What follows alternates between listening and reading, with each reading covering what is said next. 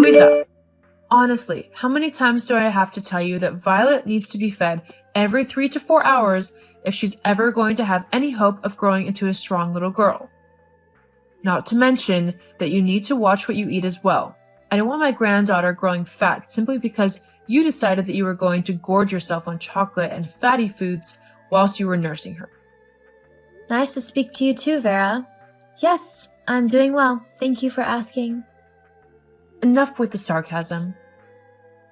How you even have time to be snarky with me when you should be focused on your baby is beyond me. How is she supposed to grow up properly when she's got a mother acting like a sarcastic teenager? I don't talk to my 3-month-old daughter in a sarcastic way, Vera. Besides, even if I did, she wouldn't remember it. She's only 3 months old. She won't remember anything from this age. Well, that's not true at all. I remember when I was 3 months old. Well, you would be one of the very few who do. Are you being sarcastic again? Ugh, whatever. That's not why I messaged you. Yes, why have you messaged me, Vera?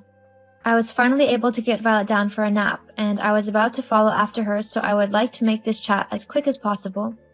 I don't want to be rude, but I got very little sleep last night as Violet was up most of the night. Napping? Really?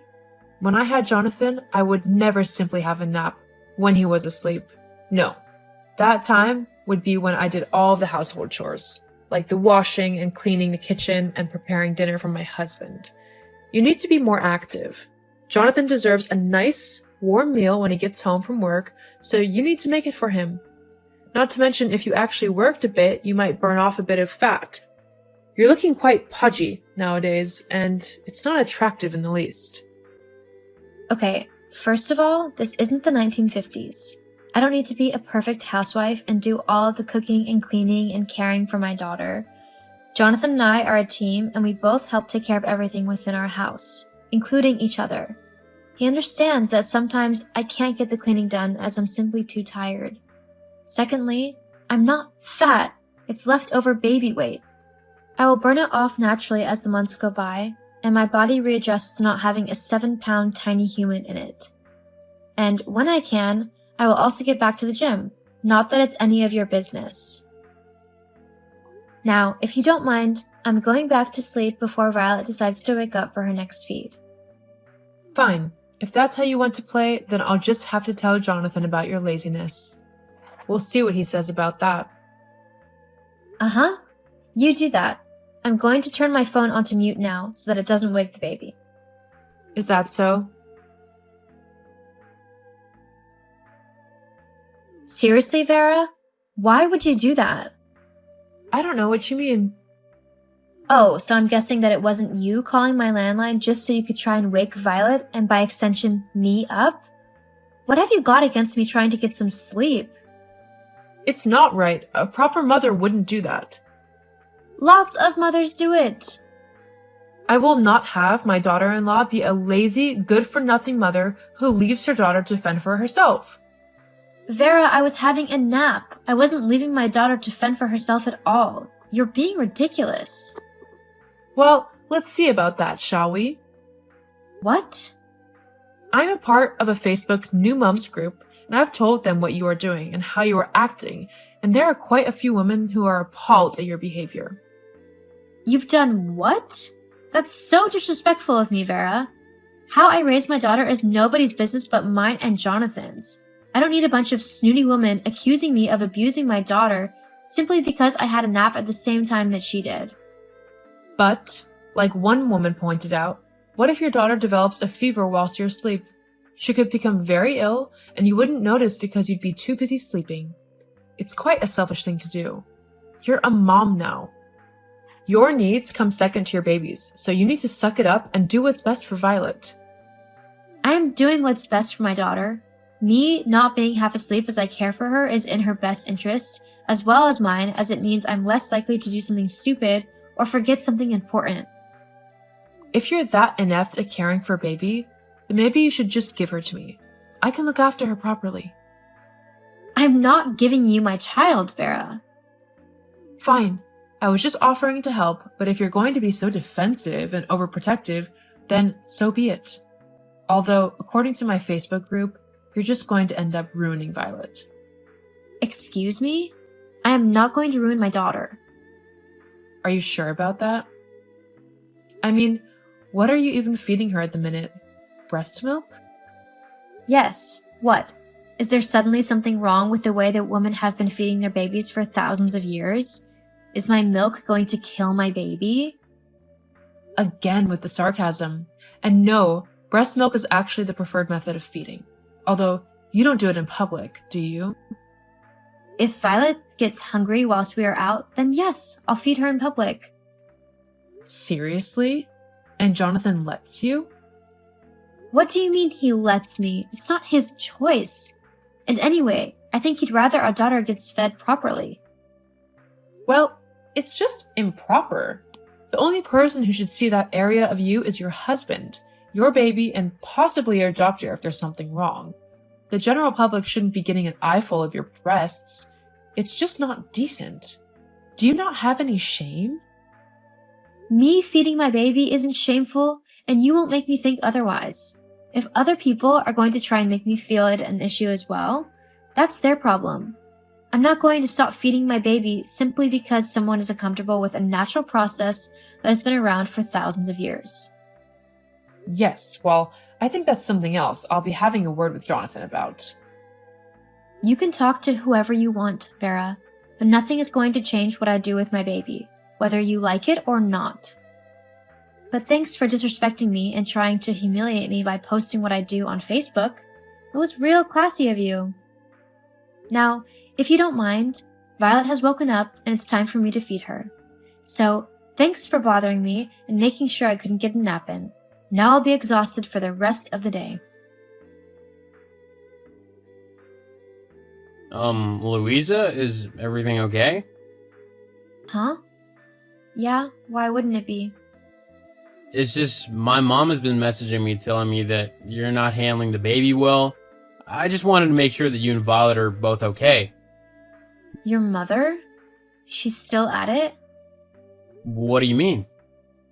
She messaged me this afternoon, just as I had put Violet down for a nap and was about to have one myself.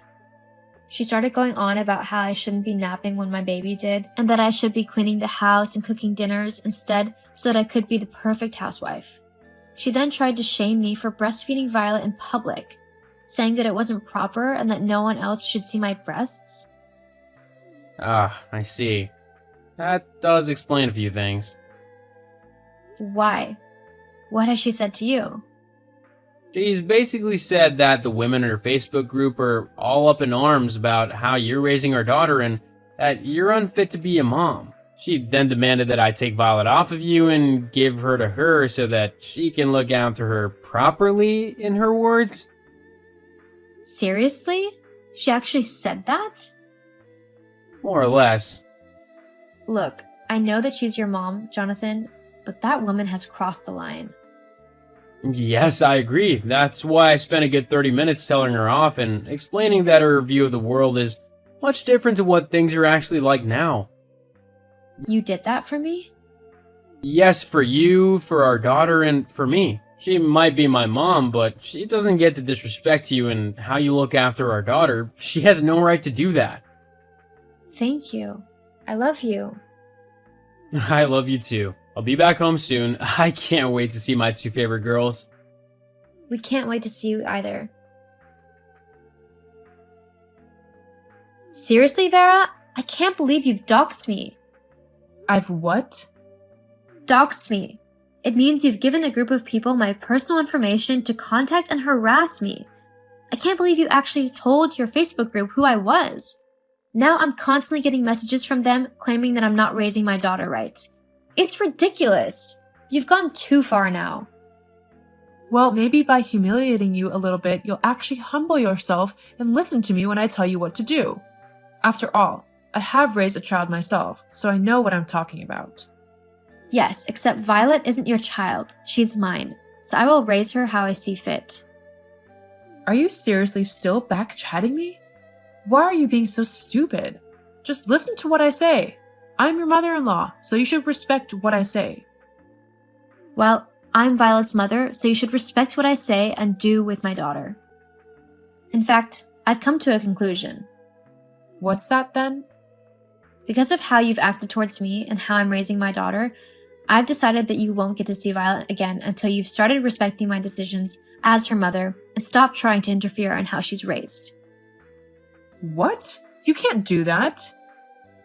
Actually, yes, I can. Jonathan will never let you do this. I've talked it over with Jonathan, actually, and he agrees with me. What? Until you start accepting that you don't have a say in how I raise my daughter, unless I ask for your opinion, then you won't get to interact with her. It's as simple as that, really. That's completely unfair. You're just being cruel now. You can't keep me away from my granddaughter. I'll call Child Protective Services. And that way, you won't see Violet ever again. All you have to do is stop trying to tell me how to parent my child, and you can see her. Until you do that, though, you won't get to spend time with her. Now, if you don't mind, Violet and I are going on a walk. Let me know when you've come to your decision. Goodbye, Vera. Vera tried to continue telling me what to do with my baby for a couple of weeks, whilst trying to find ways to secretly see her. But I kept true to my word and didn't let her see my daughter until she stopped trying to tell me what to do. It took a while, but eventually she stopped. I'm now slowly letting her start to visit Violet again. However, she knows that the moment she gives me her unwanted opinion, she'll go straight back to not seeing her. Sometimes you have to take a hard line to stick to your beliefs, but it can definitely be worth it. Hey, Isabella. Why didn't you come to the lunch gathering today? Your sister-in-law invited you. I can't believe you turned me down. Oh, hello, Denise. I'm sorry I can't attend your lunch gathering. I have work during the day on weekdays, so I can't attend. I told you this before many times. Well, I told you to take time off work and join us. I've been telling you for a long time too, haven't I? I can't take time off so easily. Why not? What do you mean, why not? It's a job. I get paid and I have responsibilities. I can't just take a day off because I'm going to lunch with my sister-in-law. Don't you understand that's not a good reason to miss work? The job you're doing is probably some trivial work, right? Aren't you working at the bread factory? I'm sure it wouldn't make much difference if you weren't there. My lunch gatherings are worth 100 times more than going to such a low-class job. Anyone with a bit of intelligence would understand that attending the lunch gathering is a much better choice. Really? After all, wives of the presidents of very famous companies, or the daughters of very prestigious families are joining my lunch gathering. A loser like you who works for a bread factory should feel grateful just to breathe the same air with us. It's a noble gathering, you know. I see. Gathering such wealthy individuals for a lunch? It's something only I, the wife of a Kingston Grand Hotel executive, can pull off. As your sister-in-law, I'm doing you a favor by inviting a loser like you. Refusing that? What kind of attitude is that? I don't have any particular attitude. Oh, I see. Poor people like you must be jealous. Am I right? I'm not jealous. It's out of pity. You don't need to invite me anymore. If it's a weekday lunch gathering, I'll never be able to go in the future. Declining every time. And enduring sarcastic remarks afterward is quite a hassle. Wow! Who do you think you are? Or maybe... is that what it is? Oh, how silly of me. I'm so used to my lavish life because of my rich husband. I can't fathom the circumstances of a low-class factory worker. So, forgive me, okay? What are you trying to say? Just say it. Well then, I'll say it. You are so poor that you can't even pay for a lunch at hotel. You can't make ends meet without both spouses working, right? I'm so sorry. I see. What's so funny about it? In this day and age, it's not that uncommon, is it? Hey, don't get me wrong. I'm not saying that it's a bad thing. In poor households, with the recent high cost of living, it's challenging to make ends meet without both spouses working, right? But for you, my brother's wife, not having money for lunch is truly pathetic. My father is the president and my mother has never done household chores. My brother and I were raised by housekeepers and butlers, taking piano and ballet lessons from an early age and groomed to be distinguished individuals. And yet, he married a poor loser like you. He was supposed to take over our father's company, but he turned him down and went to work as an employee at a completely different company. It's insane. No other way to put it. If it's just me, it's fine. But can you please not insult my husband as well? I'm just telling you the truth. He should have married someone matching our family status, like my marriage. I don't know why he married a poor woman like you. Constantly calling poor, isn't that going too far? You seem to be making fun of our bread factory. But it's thanks to the people working there that even you can enjoy delicious bread. What? I would never eat low-class bread from a factory. Got it? People like me only eat what top chefs prepare. Those mass-produced in factories claiming to be bread are laughable. It's just garbage made of flour. Excuse me? That's so rude. Calling a product someone worked hard on garbage? What's wrong with calling garbage garbage? You should spend the rest of your life making garbage in a low-class factory. This is too much. It's not too late. You should divorce my brother. What? Why would you bring that up? I'm saying that someone who can't even afford to join the lunch I kindly invited them to is not suitable to be my brother's wife. You're jumping to conclusions like that? What are you talking about? I mean, you keep insulting me, and I was so angry that I lost track of the conversation. But the main topic is the lunch gathering, right? Well, you don't have to invite me anymore. The same goes for me. I won't invite you either. I'm not inviting you ever. Well, I'm glad to know. Goodbye. Why didn't you come to the lunch gathering today? I told you to come. I can't come because of my work. I mean, I thought you weren't going to invite me anymore. I wasn't going to. But everyone wanted you to join, you know. What kind of trick did you use to get them to go along with you? I didn't trick anyone. I can't attend on weekdays no matter who invites me. Okay then, let's schedule next week's lunch on Saturday. Please make it this time, okay? Why are you so insistent on me attending this lunch gathering? To be honest, I don't want to go, especially if you are the organizer. Do you remember how you insulted me last week? I don't think I want to attend after being insulted like that. I'm sorry about that. I've reflected on it since then. Oh, don't worry about the money. As an apology, I'll cover the expenses this time. Everyone's looking forward to having you, Isabella. I hope I can introduce my wonderful sister-in-law who's doing great work. Fine. I'll join this time. Wonderful. Thank you. Okay, so we'll meet at the lobby of the Kingston Grand Hotel at noon on Saturday, okay? Sure. I might be a bit late because of work in the morning, but I'll be there. I'm looking forward to it. Isabella, you're the best. Your face was priceless. It was such a masterpiece that I wanted to frame it and hang it up.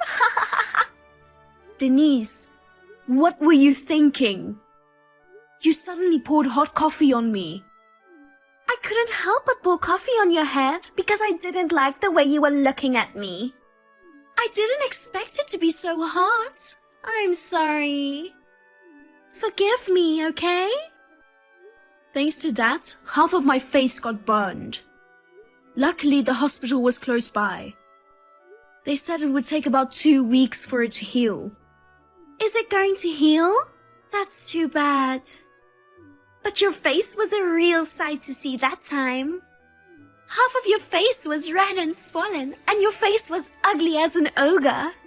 If my brother sees that ugly face, he might consider divorcing you, don't you think? That won't happen. My husband was rushed to the hospital. He's very worried about me. He'll charge you for the medical expenses and the cleaning cost of my suit. Oh, speaking of which, you are wearing an expensive-looking suit despite being poor.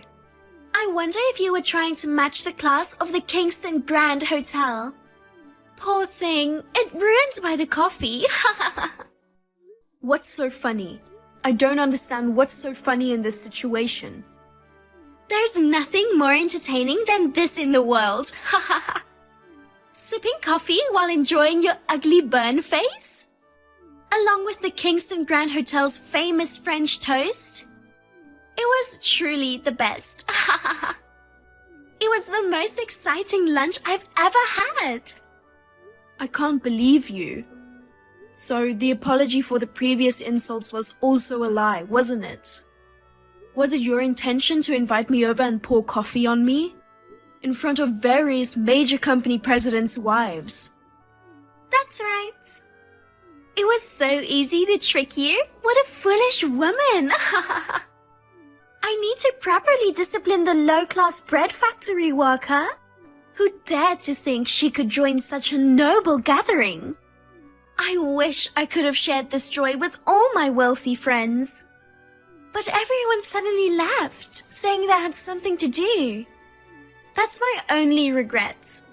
Something to do? Yeah, it's not usually like that. But wealthy people are busy. They have things to do that you can't even imagine. They came to visit me at the hospital until a little while ago. What? They apologized for your outrageous actions to me. They apologized on your behalf. What do you mean? They apologized for not seeing through your true nature and inviting me to lunch themselves. They all apologized politely, but it's not their fault at all.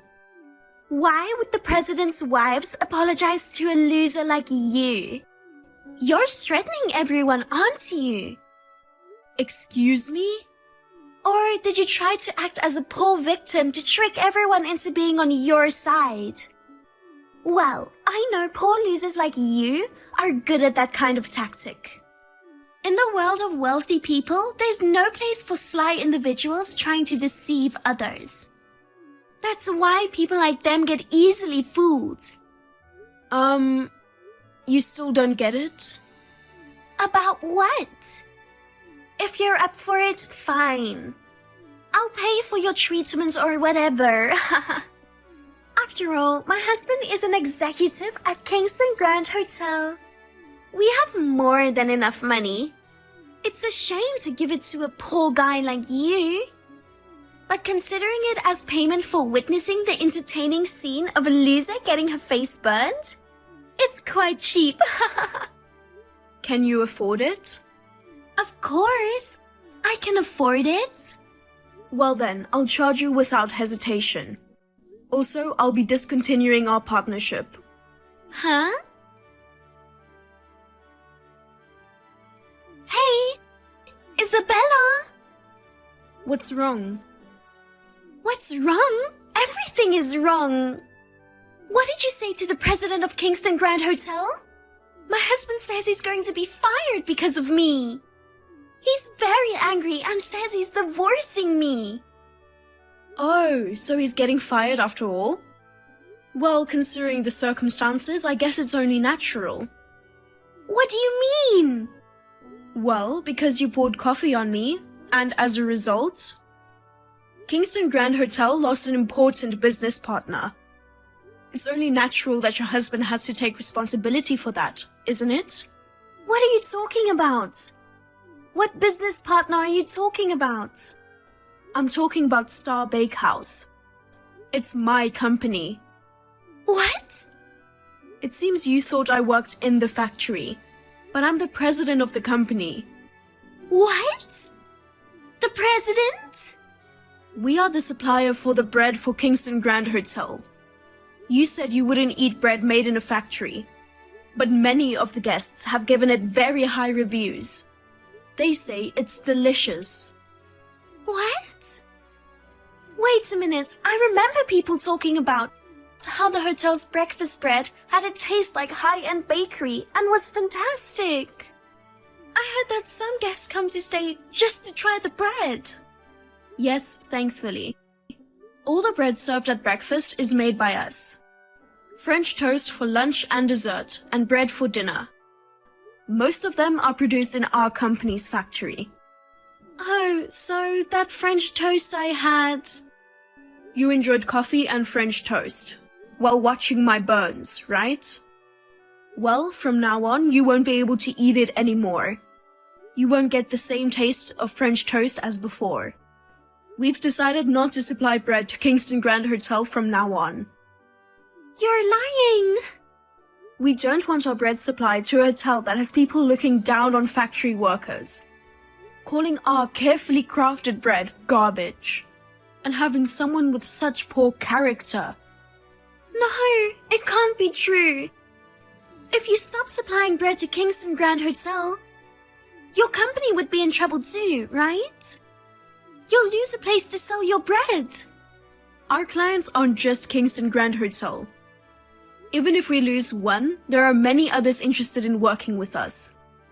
In fact, excluding a hotel that looks down on factory workers, it will be able to maintain our brand.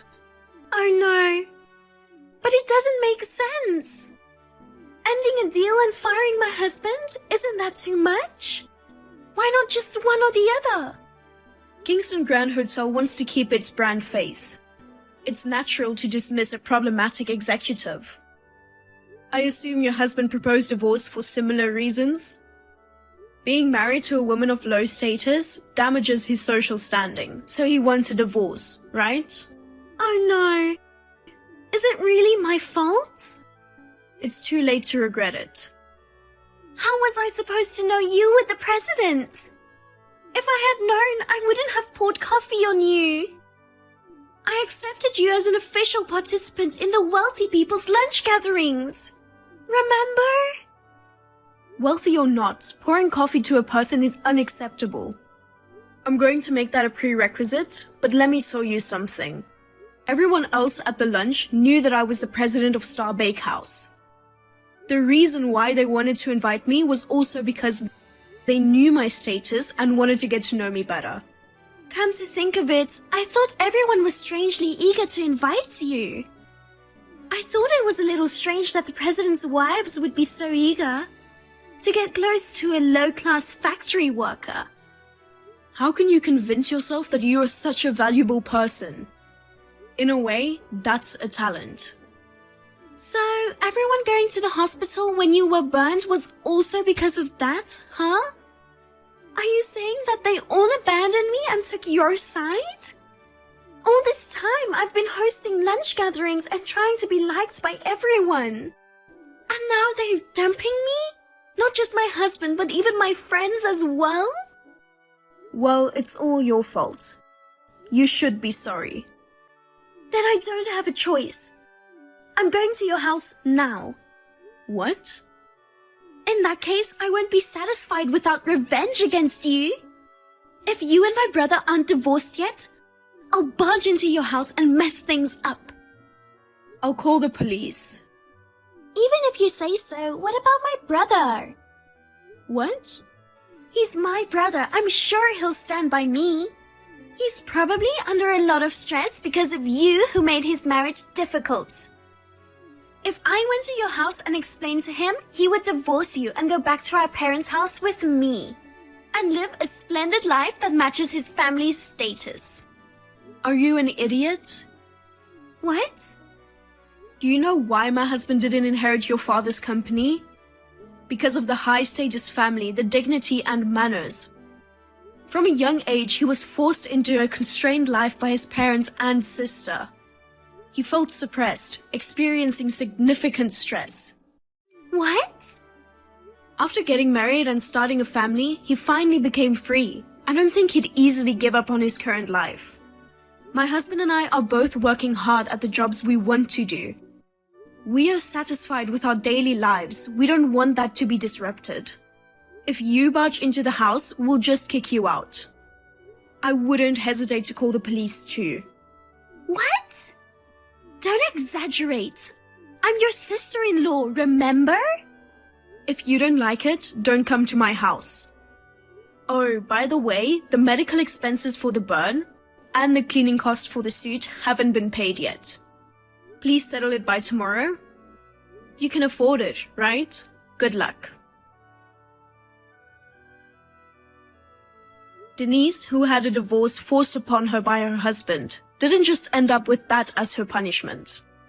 When I had coffee poured on me, those present were the wives of the presidents of Kingston Grand Hotel's business partners.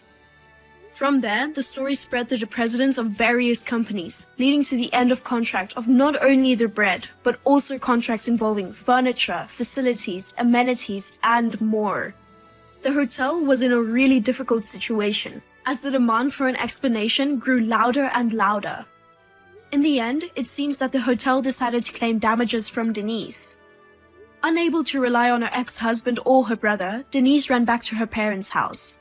She humbled herself before her father borrowed money and paid the compensation. Now, she is said to be working tirelessly day and night to repay the enormous debts. The other day, I happened to see her in the town. She looked haggard, with no traces of her former self, completely worn out. On the other hand, I have fully recovered from the burn and I'm working hard. I am enjoying my life with my husband, and I have become friends with the wife of the president of the company who I met through the incident. And we have lunch gatherings from time to time.